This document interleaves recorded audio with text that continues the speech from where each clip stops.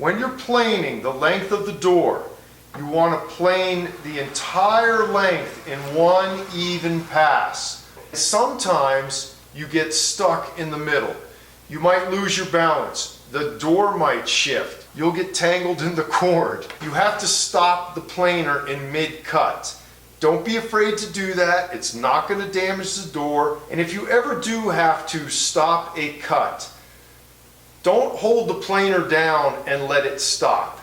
Lift it off and then take your hand off the switch.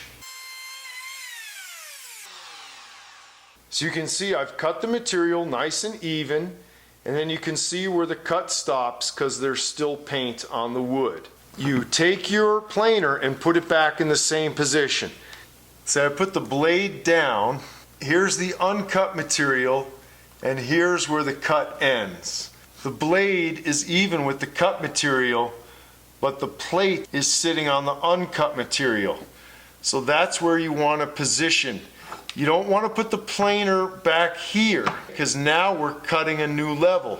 So you want to put the plate up here and put your blade just behind the cut, and then you can restart the planer and continue the cut.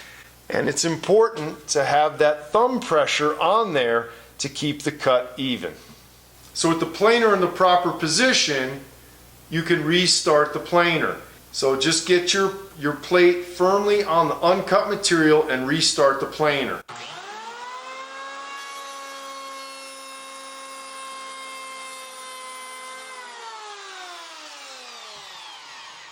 And you can see we have a nice, even, smooth cut.